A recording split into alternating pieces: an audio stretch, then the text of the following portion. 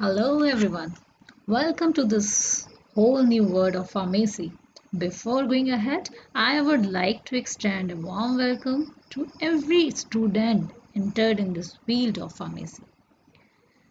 This is of course very first lecture of pharmaceutical analysis. First I would like you to introduce you with your syllabus. Then we will move ahead and continue our lecture. Okay. This is your syllabus. इसको आप 4 साल तक यही आपको साथ रहेगा because this is a complete syllabus of pharmacy. It comprises of almost 189 pages. Okay, so it have each and everything which you need to know before starting your degree course.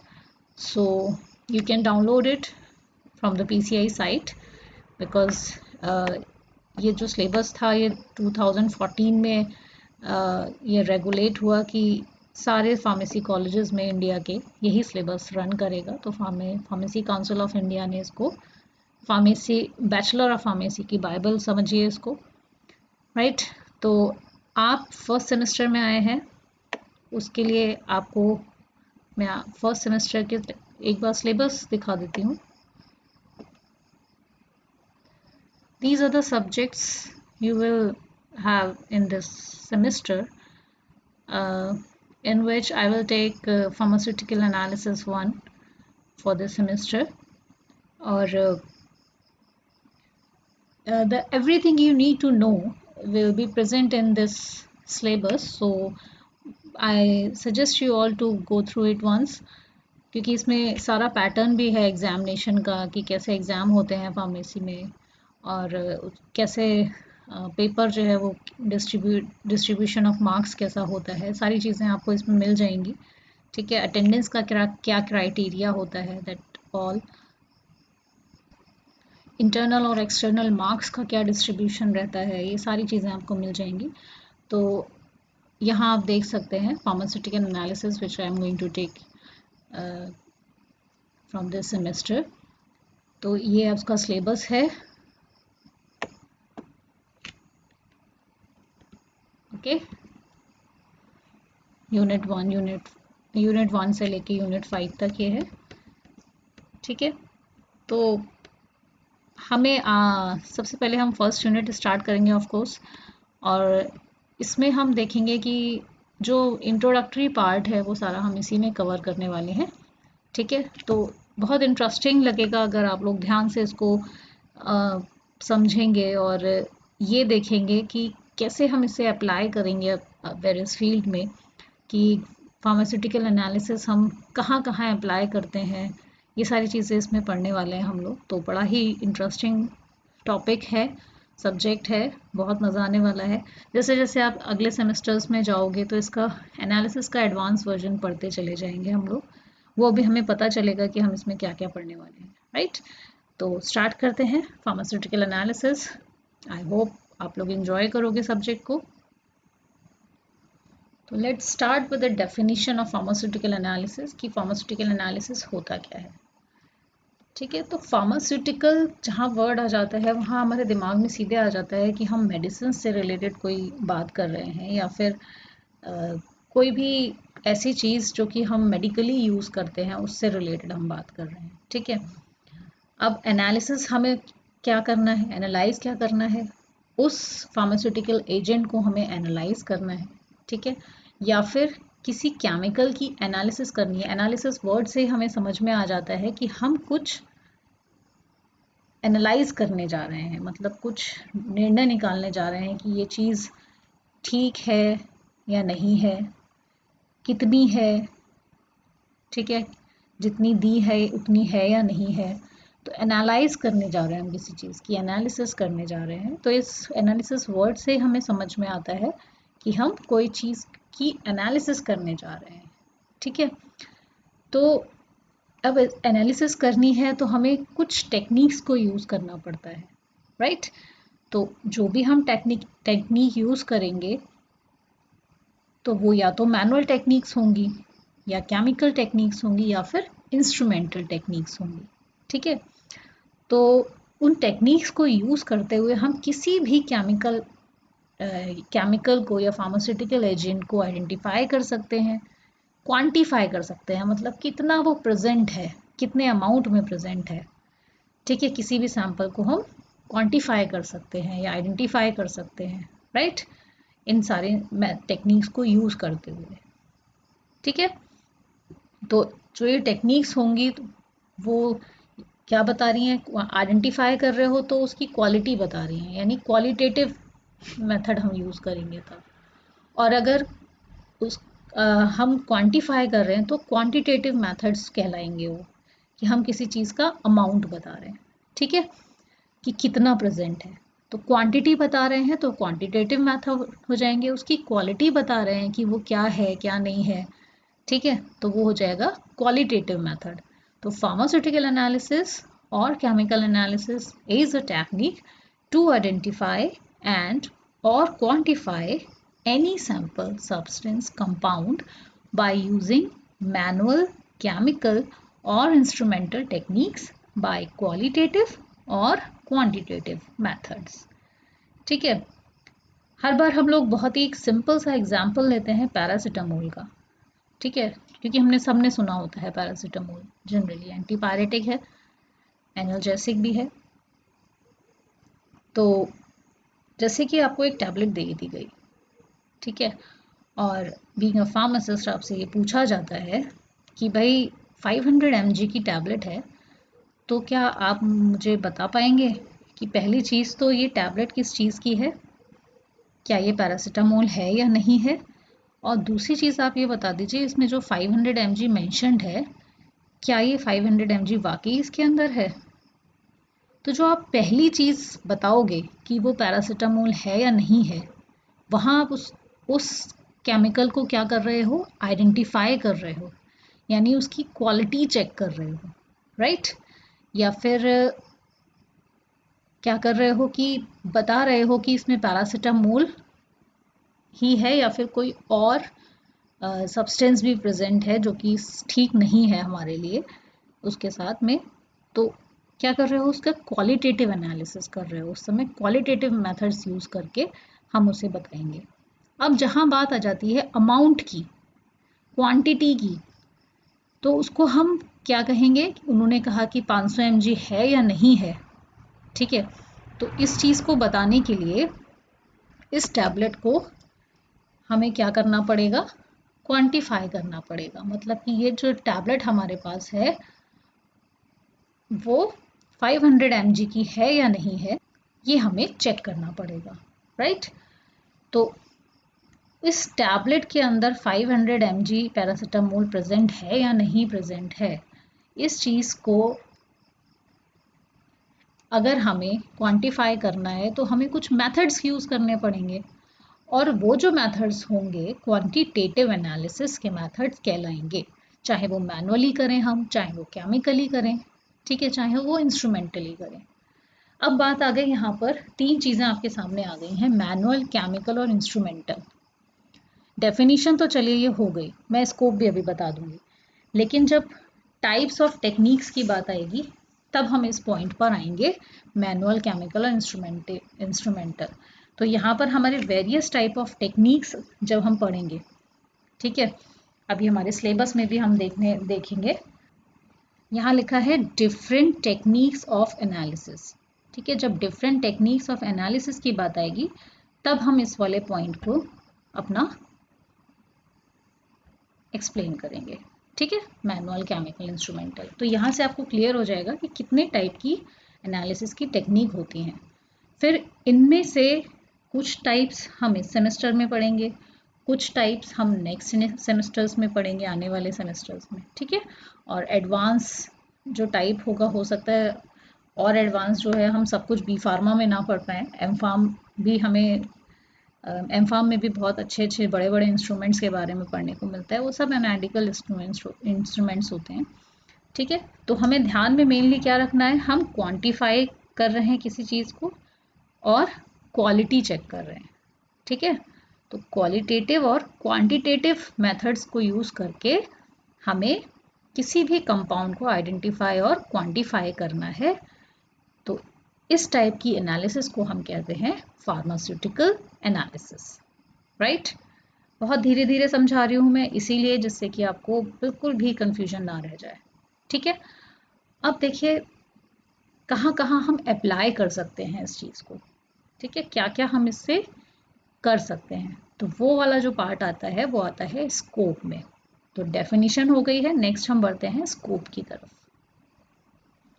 अब देखिए जब हमें स्कोप फार्मास्यूटिकल एनालिसिस का कब आता है, हमारे पास एक रॉ मटेरियल है, ठीक है, या फिर कोई भी इन प्रोसेस मटेरियल है या फिनिश्ड प्रोडक्ट है। इससे आप क्या समझोगे कि कोई भी चीज़ आपके पास आया, बॉक्स में बंद है, आपसे कहा गया ये इसको मिलाओ, इसको इन सारे इंग्रेडिएंट्स को मिलाकर एक टैबलेट फॉर्म करनी है, ठीक है। तो जब आप टैबलेट बनाने से पहले जो मटेरियल होगा वो रॉ मटेरियल होगा, उसके बाद जब आप टैबलेट बना रहे हो तो वो इन प्रोसेस प्रोडक्ट होगा, मतलब कि इस समय प्रोसीजर चल रहा है, उसमें भी बहुत सारे स्टेप्स होते हैं, आप लोग फार्मास्यूटिक्स में पढ़ोगे कि क्या क्या प्रोसेस में स्टेप्स होते हैं, ठीक है। उसके बाद फाइनली आपके पास फिनिश्ड प्रोडक्ट आ जाता है, उसकी एनालिसिस। तो ये हर स्टेप पे हमें एनालिसिस करनी होती है, ठीक है। तो यहाँ पर स्कोप में यही आ जाएगा, फार्मास्यूटिकल एनालिसिस किस में यूज़ होती है, for the examination of raw material in process and finish product, ठीक है, पहला। अब दूसरी चीज़ separation, determination and quantitation of impurities.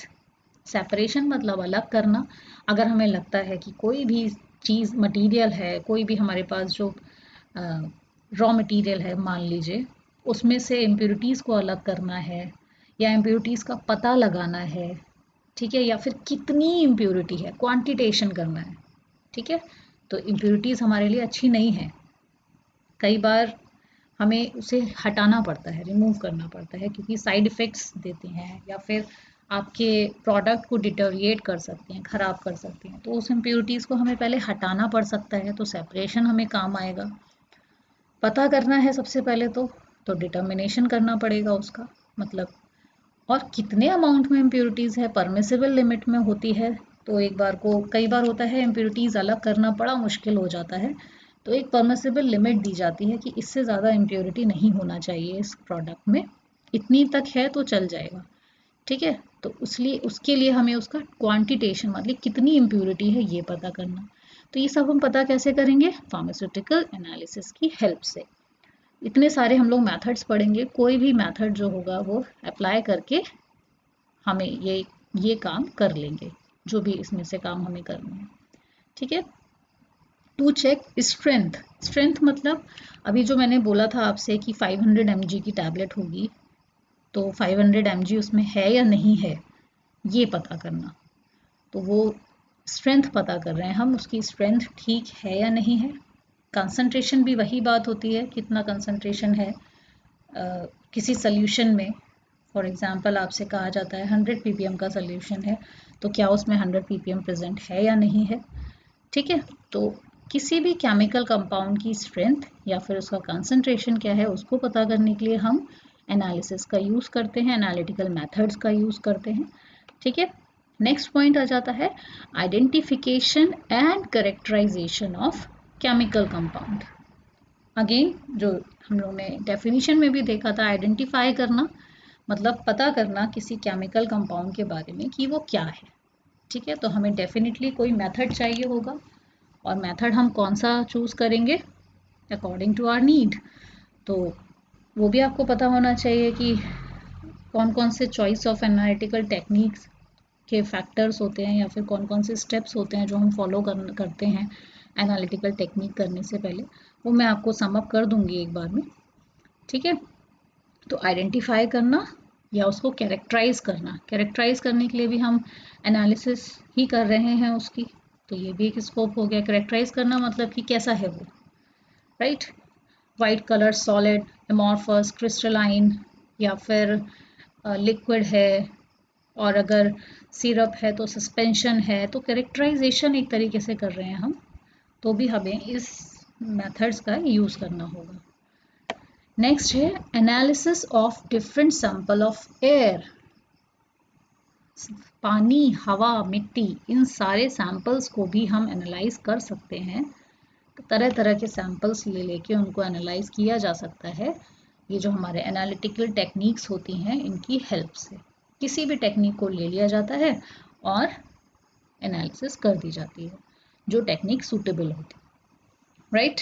तो आई होप ये चीज़ें यहाँ तक समझने के लिए काफ़ी हैं।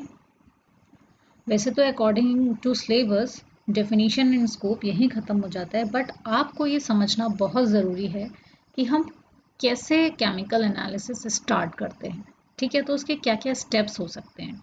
टेक्निक्स हम कोई भी यूज़ करेंगे, ठीक है। क्या टेक्निक अभी हम पढ़ेंगे कि वेरियस टेक्निक्स कौन कौन सी होती हैं। उसके बाद टेक्निक्स ऑफ एनालिसिस को हम क्लासीफाई कर लेंगे।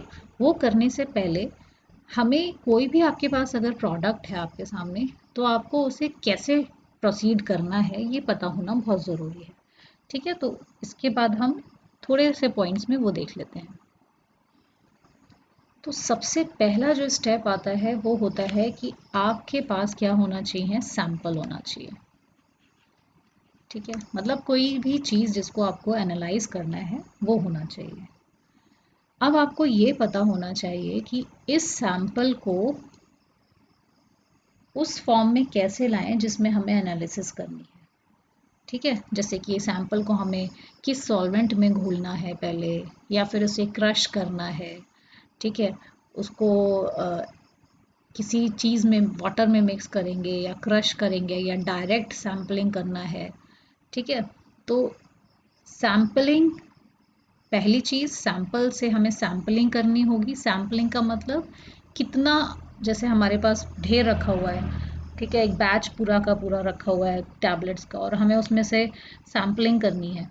तो हम किस तरह से सैम्पलिंग करेंगे, कितनी क्वांटिटी लेंगे हम सब्सटेंस की, ठीक है।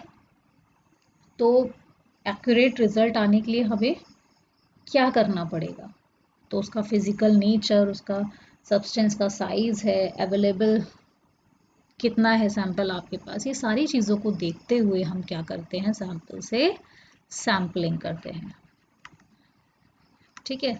नेक्स्ट स्टेप जो आता है, सैम्पलिंग तो आपने कर ली, अब इस सैंपल की प्रिपरेशन कैसे करेंगे, ठीक है। तो नेक्स्ट स्टेप हो जाता है सैंपल प्रिपरेशन, ठीक। मतलब कि आपको सैंपल को कैसे बनाना है, कि अगर मिक्सिंग कैसे करेंगे सैंपल की, क्योंकि बहुत ज़रूरी है कि अगर आपने कोई भी सॉल्यूशन बनाना है तो होमोजेनियस सॉल्यूशन बनेगा, या फिर आपका जो अमाउंट है, जैसे कि फॉर एग्जांपल मैं पैरासिटामोल सबसे बेसिक लेके चलूँगी। अगर आपने मिथेनॉल में डिज़ोल्व किया बाय चांस, तो ऐसा ना हो कि जब आपने डिज़ोल्व किया तो आपकी थोड़ी सी टैबलेट ऐसे ही अनडिज़ोल्व रह गई। अब अनडिज़ोल्व जब रह जाएगी, फॉर एग्जांपल आपने एक फ्लास्क लिया, उसमें टैबलेट ली, और टैबलेट अगर थोड़ी सी भी पार्टिकल अनडिज़ोल्व रह गए, तो ये जो आपका सॉल्यूशन था ना, जिसमें जिसमें आपने उसको सॉल्वेंट में डिज़ोल्व किया था, आप तो एनालाइज उसे करने जा रहे हो, ठीक है। सॉल्यूशन को एनालाइज करने जा रहे हो, तो सॉल्यूशन एनालाइज करोगे तो जो सॉलिड पार्टिकल बचा है, इसका मतलब वो अनएनालाइज रह जाएगा, यानी उसका सारा पार्ट जो है सॉल्यूशन में नहीं गया। तो इसका मतलब आपकी जो सैम्पल प्रिपरेशन है वो सही से नहीं हुआ था। इसीलिए ये बहुत इम्पॉर्टेंट है कि सैम्पल प्रिपरेशन हम कैसे करते हैं, ठीक है। कितना क्या क्या चीज़ों का उसमें ध्यान हमें रखना पड़ेगा सैम्पल को प्रिपेयर करते समय, जिससे कि हमारी सही एनालिसिस हो पाए, राइट। तो इसे ये स्टेप कहलाता है सैम्पल प्रिपरेशन। अब हमारा नेक्स्ट जो आता है सॉरी नेक्स्ट हमारा आता है कि सैम्पल तो हमने प्रिपेयर कर लिया, अब उसके बाद हम क्या करेंगे, सिलेक्शन करेंगे टेक्निक्स का। एनालिटिकल टेक्निक हमें कौन सी सेलेक्ट करना है,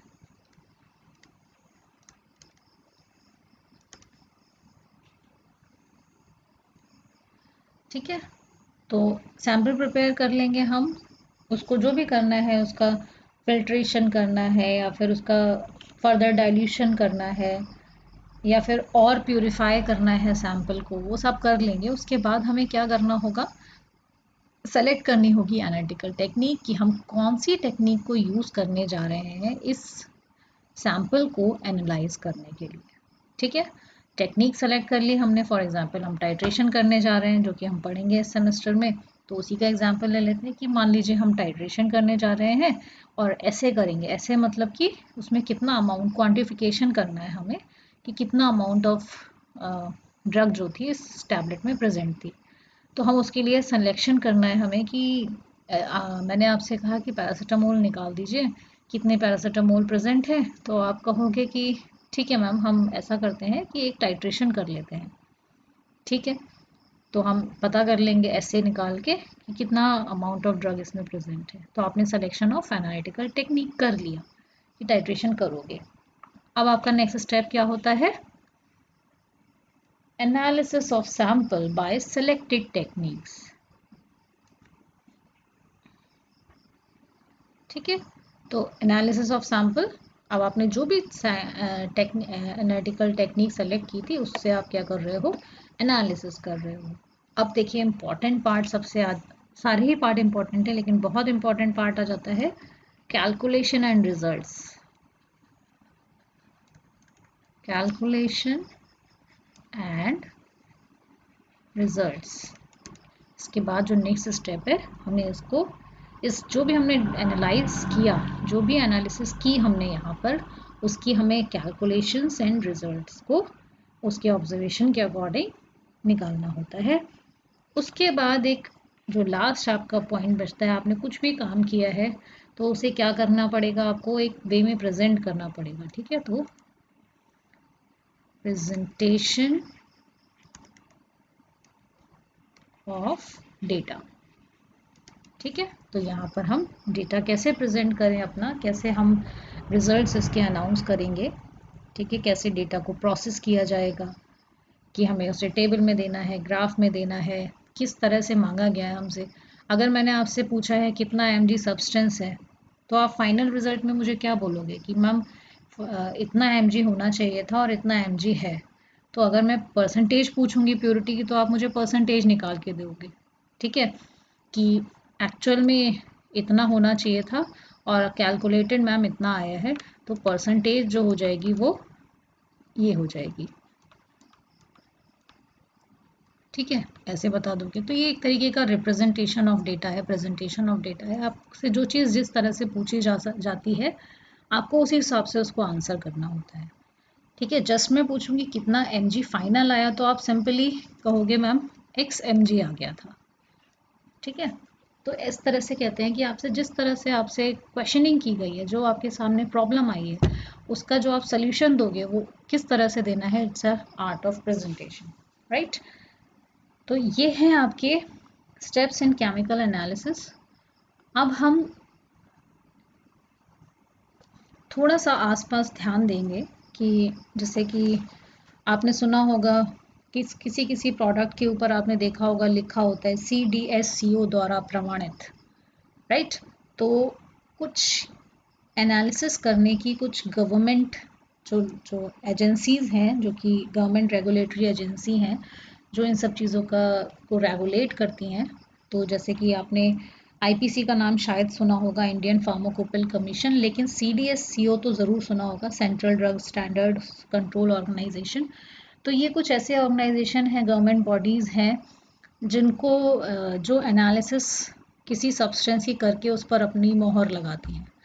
ठीक है, फॉर एग्जांपल अगर हम इससे हट जाते हैं, केमिकल्स की बात ना करके गोल्ड की बात करते हैं, तो हम कहते हैं ना कि गोल्ड जो होता है वो हमें, तो हमें कहते हैं कि हम कहते हैं कि गोल्ड की टेस्टिंग करनी है तो वो क्या होना चाहिए? हॉलमार्क होना चाहिए गोल्ड।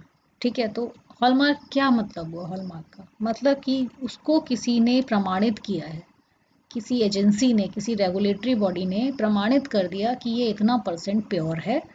आप इसे खरीदोगे 22 कैरेट, अगर उस पर हॉलमार्क निशान लगा हुआ है, इसका मतलब उसमें 22 कैरेट, ठीक है, परसेंटेज उसका प्योरिटी जो है वो उसके अकॉर्डिंग है। तो ऐसे ही अगर हम यहाँ मेडिसिन्स और अपने केमिकल्स की बात करें और फार्मेसी के अंदर बात करें, तो जो रेगुलेटरी एजेंसीज़ हैं गवर्नमेंट की, वो कुछ जो मैंने नाम लिया अभी, इंडियन फार्माकोपियल कमीशन या फिर CDSCO, ये ऐसी रेगुलेटरी एजेंसी हैं जो कि सेंट्रल और स्टेट गवर्नमेंट्स एजेंसी को मॉनिटर करते हैं, ठीक है, और एनालाइज करते हैं वेरियस ड्रग सैंपल को और उस पर अपना ठप्पा लगा देते हैं कि भाई ये verified by this and that, किसी भी गवर्नमेंट बॉडी से वेरीफाइड है, ठीक है। कुछ नॉन गवर्नमेंटल सेक्टर्स भी हैं जिन्होंने पूरा अपने एक प्रॉपर सेटअप लगाया हुआ है ये सब चीज़ें एनालाइज करने के लिए, ठीक है। और जो मैन्युफैक्चरर्स होते हैं वो अपने रॉ मटेरियल को खुद भी एनालाइज करते हैं। तो अब जैसे हम लोग हैं, हम लोग क्या हैं, यूनिवर्सिटीज़ या नॉन कमर्शियल रिसर्च सेंटर्स के अंदर आएंगे। तो हम लोग क्या करते हैं, हम लोग अपने लैबोरेटरी लेवल पे ही इस चीज़ को एनालाइज करते हैं जस्ट फॉर द स्टडीज़। हमें अपने डेटा को, क्योंकि हम कहीं पर भी अपनी ड्रग्स को ऐसे ही किसी को दे देने के लिए ऑथराइज नहीं है, ठीक है, क्योंकि अभी आप लोग पढ़ोगे कितनी सारी प्रोसेसिंग होती है, उसके बाद एक जो ड्रग होती है वो मार्केट में आ पाती है, उससे पहले उसके ऊपर कितनी सारी टेस्टिंग होती है, ठीक है। तो हम जो करते हैं अपनी लैब्स में प्योरिटी टेस्टिंग और ये रॉ मटेरियल की टेस्टिंग, ये सब अपनी नॉलेज के लिए या सीखने के लिए कर रहे हैं या फिर अपनी रिसर्च को आगे बढ़ाने के लिए कर रहे हैं। तो उस डेटा को हम सिर्फ पब्लिश कर सकते हैं लेकिन इम्प्लीमेंट नहीं कर सकते पब्लिक के ऊपर, ठीक है। तो ये कुछ डिफरेंसेस हैं जो कि फार्मास्यूटिकल एनालिसिस की लैबोरेटरीज होती हैं अलग अलग तरीके की, उनके बीच में ये डिफरेंस आता है। इसके बारे में आपको कुछ भी अगर डाउट होगा तो क्वेश्चन ज़रूर पूछिएगा, आई विल आंसर इट, क्योंकि ये अभी टॉपिक से अलग हो जाएगी चीज़ें, ठीक है। तो आज के लेक्चर में आई होप ये काफ़ी है समझने के लिए, और आप लोग बाय द क्यूरियोसिटी सर्च करिए अपने लिए, तो बहुत सारी अच्छी अच्छी बातें आपको पता चलेंगी। नेक्स्ट लेक्चर में हम कवर करेंगे डिफरेंट टेक्निक्स ऑफ एनालिसिस, ठीक है। तब तक के लिए इस लेक्चर को बहुत अच्छे से पढ़िए और अपने डाउट्स को रेडी रखिए, कमेंट सेक्शन में लिख दीजिए इससे पहले कि मैं नेक्स्ट वीडियो अपलोड करूं। तो अगर आप यहाँ डाउट्स अपने लिख दोगे तो मैं नेक्स्ट वीडियो में उसका आंसर कर पाऊँ, ठीक है। तो पढ़िए और डाउट्स पूछिए, right. Okay then, bye, all the best.